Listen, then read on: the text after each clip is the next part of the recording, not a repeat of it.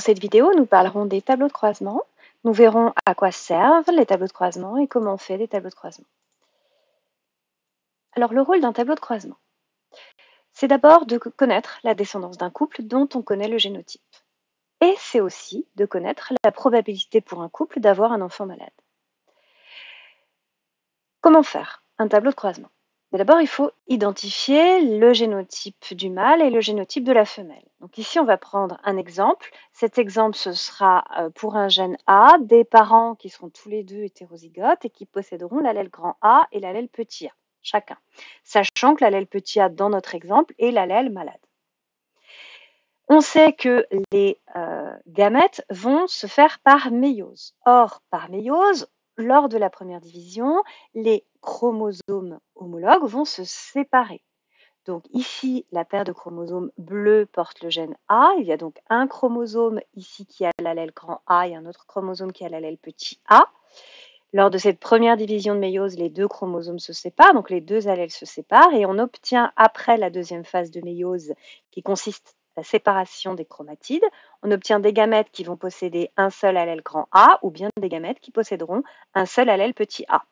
Il se passera exactement la même chose chez le mâle et chez la femelle. Donc une fois qu'on a déterminé que chez le mâle, il y aura un allèle grand A et un allèle petit a dans le spermatozoïde, donc ça ce sont les spermatozoïdes possibles, on fera la même chose chez la femelle et ici ce sera la même chose, c'est-à-dire un grand A dans un des ovules et un petit a dans l'autre ovule. On représente donc ces différentes possibilités de gamètes dans notre tableau de croisement. Imaginons que le parent P1 ici soit le mâle, on va bien avoir des gamètes mâles qui porteront un chromosome avec l'allèle grand A et un autre avec l'allèle petit a, et ce sera la même chose chez la femelle. Ensuite, on va croiser ces gamètes pour représenter les cellules œufs, c'est-à-dire le résultat de la fécondation. On peut ainsi déterminer le génotype de chacun des individus en regardant les allèles portés par la cellule œuf. Si ici, le petit a était l'allèle malade, alors on peut déterminer qu'un quart de la descendance de ces individus aura un risque d'être malade. Enfin, le risque que les enfants soient malades est d'un quart. Alors, cas des gènes liés. Rappelons ce que sont des gènes liés, ce sont deux gènes qui sont situés sur le même chromosome. On va prendre ici un gène A et un gène B. Prenons un individu qui serait hétérozygote à la fois pour le gène A et à la fois pour le gène B. On aurait donc sur la même paire de chromosomes homologues, un chromosome qui porterait le grand A et le grand B et l'autre qui porterait le petit a et le petit b. Les chromosomes ici sont à deux chromatides. Ces deux chromatides se forment lors de la réplication. Nous avons une copie à l'identique de la première chromatide. Donc, si je schématise ici les allèles, je vais bien avoir deux grands A et deux grands B sur le premier chromosome et deux petits A et deux petits B sur le deuxième chromosome. Donc, le génotype ici de cet individu, c'est AB / petit a petit b, les slash représentant le chromosome. Donc, on a bien sur le premier chromosome ici l'allèle A, grand A et grand B, le chromosome, et sur le deuxième chromosome ici, l'allèle petit a et petit b. Pour les gamètes, bien on sait que les gamètes vont se former avec une séparation ici des chromosomes homologues lors de la première phase de méiose. Donc certains chromosomes vont porter l'allèle grand A et l'allèle grand B, alors que les autres vont porter l'allèle petit a et l'allèle petit b.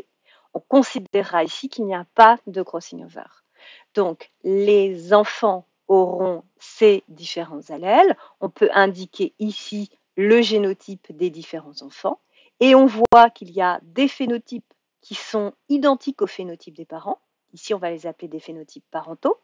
Et puis, on a ici aussi un individu qui n'aura pas le même génotype que ses parents, mais qui aura le même phénotype grand A, grand B, puisque les allèles A et B sont dominants. Alors que cet individu ici aura un phénotype différent de celui des parents, puisque ayant les deux allèles récessifs, ces deux allèles récessifs s'exprimeront chez lui. Maintenant, que se passe-t-il lorsque les gènes sont indépendants? Lorsque les gènes sont indépendants, alors ils sont portés par deux chromosomes différents. Si on représente les paires de chromosomes avec des individus qui sont hétérozygotes pour les deux gènes donnés, on a bien un chromosome ici qui porte l'allèle grand A et son chromosome homologue qui porte l'allèle petit a, et une autre paire de chromosomes qui porte l'allèle grand B avec son chromosome homologue qui porte l'allèle petit b. Donc, le génotype, cette fois, va s'écrire grand A slash qui représente ce chromosome, l'autre slash qui représente cet autre chromosome et le petit a. Et je vais mettre point-virgule pour représenter la deuxième paire de chromosomes avec mon grand B ici, sur ce chromosome, et mon petit b sur le deuxième chromosome. Au niveau des gamètes maintenant obtenus, eh bien, si je regarde ce qui se passe lors de la première division de méiose, je vais avoir une séparation des chromosomes homologues. Donc ici, j'ai fait l'allèle grand A qui est allé ici et l'allèle petit a qui est allé dans l'autre. Et on voit bien que là, il va y avoir plusieurs possibilités. C'est-à-dire que le chromosome qui porte l'allèle grand B peut aller là, ou alors le petit b peut aller ici. Mais on pourrait très bien voir le contraire. Le petit b serait allé ici et le grand B serait allé ici. Donc ici, on a un brassage qu'on va qualifier de brassage interchromosomique. À la fin, les différents gamètes possibles seront donc les suivants. Soit on a ce chromosome qui s'est associé avec celui-ci et on va donc avoir dans un gamète l'allèle grand A, l'allèle grand B et dans l'autre gamète l'allèle petit a et l'allèle petit b. Ou bien, on peut avoir l'association de ces deux chromosomes qui se sont faits. Du coup, on va avoir l'allèle grand A et l'allèle petit b dans le même gamète, et ici l'allèle petit a et l'allèle grand B dans l'autre gamète. On a donc 4 possibilités de gamètes pour chacun des parents, puisqu'ils avaient tous les deux le même génotype. On les représente dans ce tableau. Ici, les deux gènes étant indépendants, ils sont bien sûr deux chromosomes différents. Je regarde la probabilité ici. Alors pour simplifier, pour la clarté, je n'ai pas dessiné les chromosomes, mais j'ai remis le génotype. Et je m'aperçois ici que j'ai beaucoup de possibilités.